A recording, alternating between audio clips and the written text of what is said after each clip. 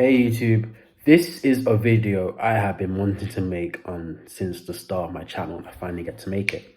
So I finally come to grips with numbers that you can actually use to actually consider strength standards the sprinters should try and attain.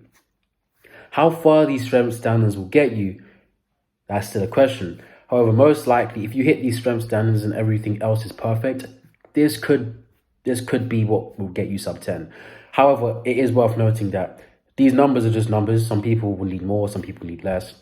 And also, the main thing that will ever bring you to anything under 10 seconds always will be your form, plyometrics and your form. The gyms is just a substitute. There have been many people out there who have gotten sub 10 without ever going into the gym and lifting heavy numbers. In fact, Usain Bolt is one. It's not that he didn't lift heavy. I mean, he didn't lift heavy numbers. I mean, he didn't really lift heavy numbers. But most of his time when he was in the gym was spent lifting really light numbers. In fact, he used a high hang clean 60 kg with, if you don't know what a high hang clean is, go check it out. He used a high hang clean like 60 kg continuously because he had scoliosis, and if he used to lift any heavier, it could ruin his back. So just because these numbers are big doesn't mean you have to attain them. They're just goals you should try and achieve. And it is worth noting that you should consider that these are like lifetime goals you should be achieving. Some you might get quite quickly. I know, for example, I'm going to be talking about hip thrust. I got that really easily. In fact, it got to the point where it's like I originally started at 100 kg and I jumped to like 200. And when I jumped to 200, I kept going same day, and I got to 220. And I was like, okay, you know what? I don't even want to know what my max is at this point, because the numbers just kept going up and up and up and up. And this is when, considering that the 100 kg wasn't very long ago, but the numbers were going up, and other numbers elsewhere, they weren't really moving. So I was a bit confused, but you just need to consider that just because these numbers go up doesn't necessarily mean that these are what you need. For example, I know I have form inefficiencies which still need to improve, and I'm not even sub 11 yet, let alone sub 10. So it's quite clear to see that the fact that my hip thrust, whilst it hasn't technically hit the numbers I'm supposed to get, because you will see why in a sec, but I'm quite close, but I'm nowhere near sub 10 should go to show. It's just like a general border. You should always focus more on your form and plyometrics. Don't ever rely purely on the gym to get fast.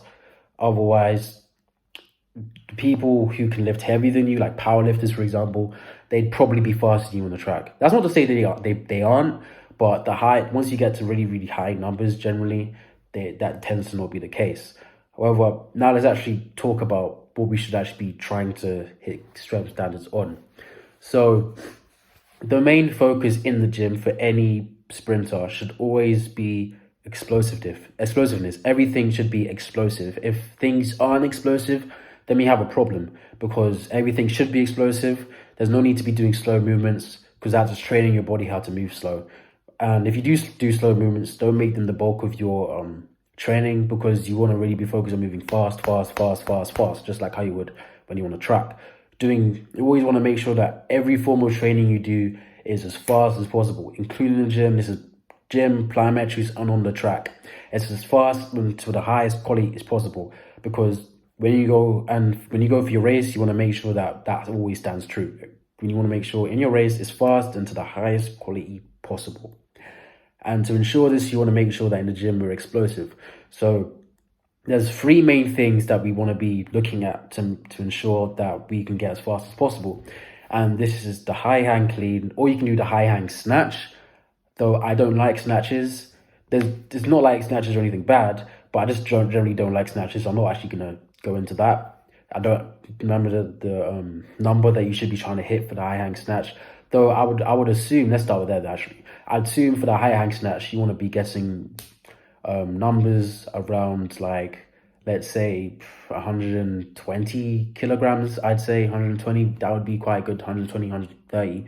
Though if you don't get these numbers, don't think you're not going to go sub 10. Like I said, these numbers, they're just general numbers you're trying to achieve. They're not going to be the be all and end all. After that would be the high hang clean. This one, you want to get 150 kg. Again, you might not get this. Once you get to 100, the form does start to be a factor towards whether you improve or not. So making sure your form is impeccable is extremely important, because these are high numbers which are very heavy and quite easily can injure you. So make sure you don't get injured whilst you're doing this is important. The explosive hip thrust. This is literally not a slow hip thrust, but a fast hip thrust. This is 225 kilograms.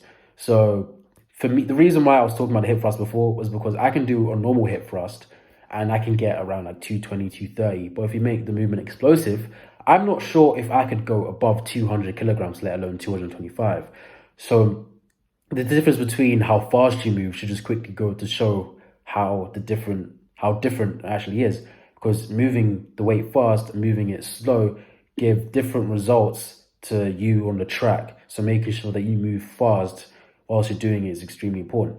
And then you have the quarter squat jump, which is literally a quarter squat and then you jump. And that is 150 kilograms. The numbers for women, don't exactly remember off the top of my head, though I think it's like 75% of every single number I just said. So if there's any women watching, then just times what I just said by 0.75 and you should be getting roughly the numbers you're supposed to be doing.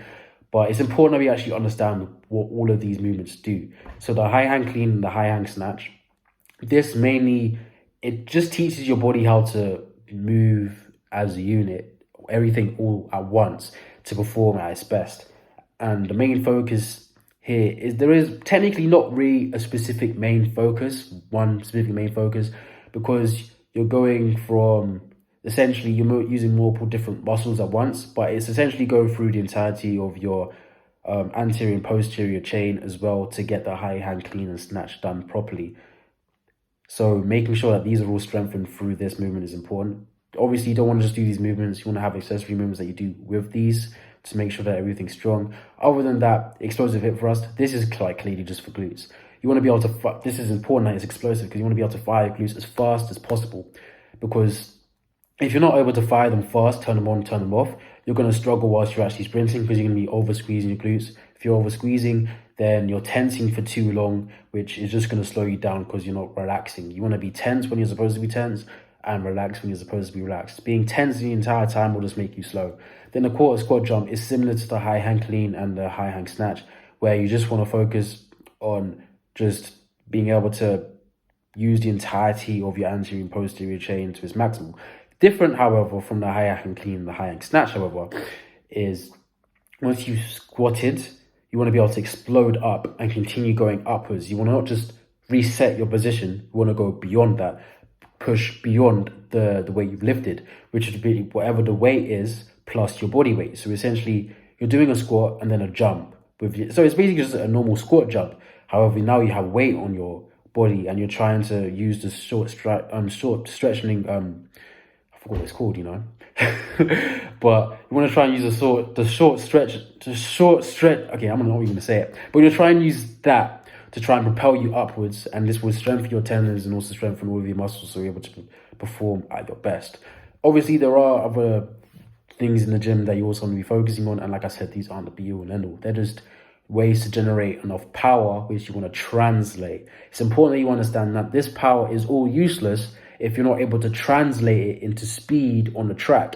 Because I can have the most amount of power, but if I haven't translated the speed and I don't have the most sound form in the entirety of my race, or close to soundest form in my race, I'm going to suffer when I actually go up and race, because most likely I'm not going to win. I'm either not going to win, not going to get the times I want, or I'm not going to win by as big as I wanted to because I didn't get the times I wanted.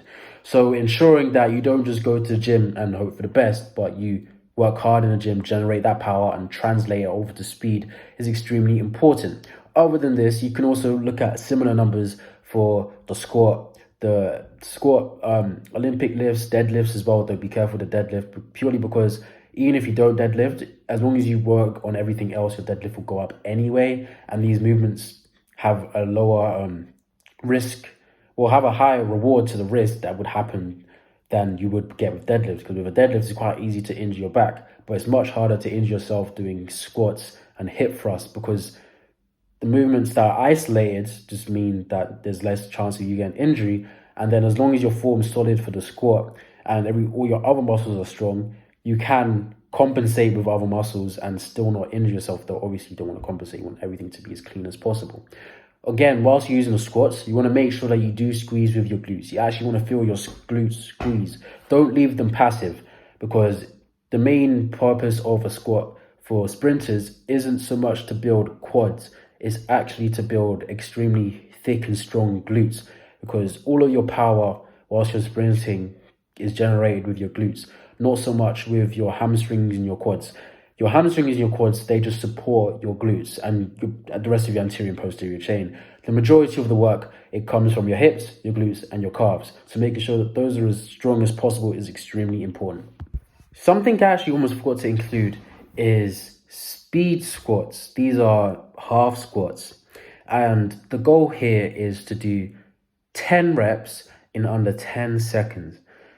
More specifically, I would say this is more interesting for me, because the way you have to do it is slightly different to how you do the other things. Because the other things, the second you get a number, you're done.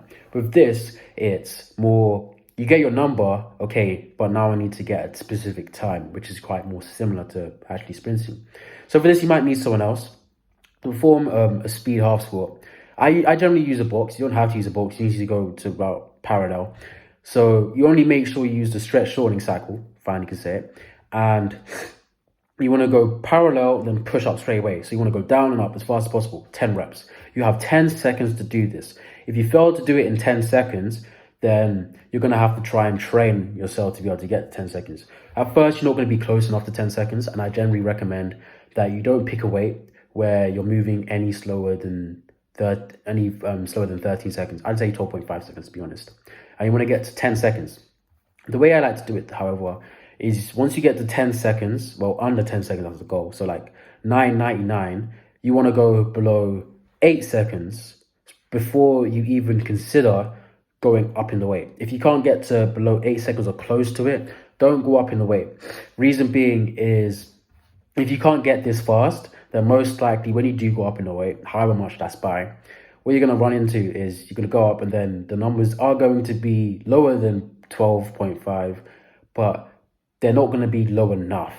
You want them to be extremely low, and the reason being you want to actually focus on the lighter weight and be able to move that faster is because you don't want to be able to move a fast weight moderately fast. You want to be able to move a lighter weight extremely fast, because once you move this weight, you have U, which is essentially no weight, and you want to be able to move that as fast as possible. So being able to move a moderate weight, extremely heavy weight moderately fast, but not being able to move an extremely lightweight or just a lighter weight extremely fast would be detrimental to improvement.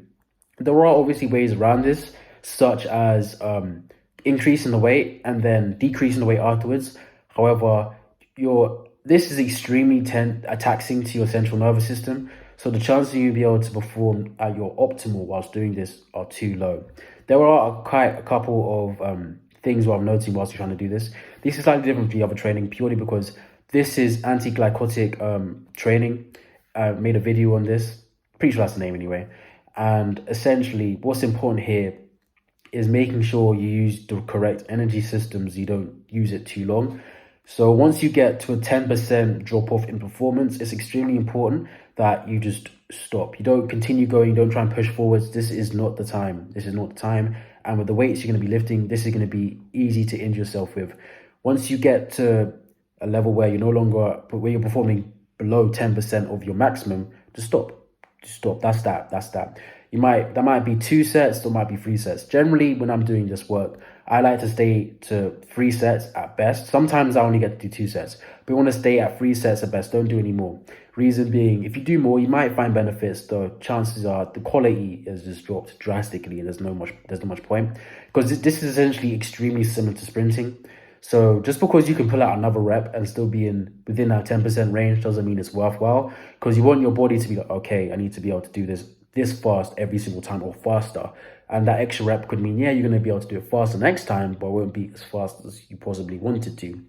And the goal here is to build up to being able to do this with 200 kilograms. You might make it, you might not make it. I'm currently, I don't even remember where I am, but I'm like 100, I think I'm at 120 kg. I'm pretty sure, I haven't done it for a while, though I'm pretty sure I should be able to move up to 130. In fact, maybe even 140. But I generally, whilst I said they don't go any slower than 12.5, I like to stay much lower. I like to have a weight that I can move at 11 seconds, give or take. So at best, like 11.3 or 4, and then I can just go down from there. I don't like to stay that high because I like to focus on being explosive as possible. So you want to make sure if you're doing this exercise, you focus on that. Don't what the lower weights you're probably getting, because you can do this with heavier weight, but you won't be able to do it as fast as you could with lighter weight, which is the most important thing, speed. And then just work your way all the way up to 200 kilograms. If you like my video, like the video, let me know in the comments section below. Check the description, because anything I forget to say in the video, I always put in the description. And if you like my content, subscribe. Helps the channel out a lot. I post every 2 days at 1 p.m. Greenwich Mean Time. If you don't know when that is, just hit the bell and then you'll be notified instantly.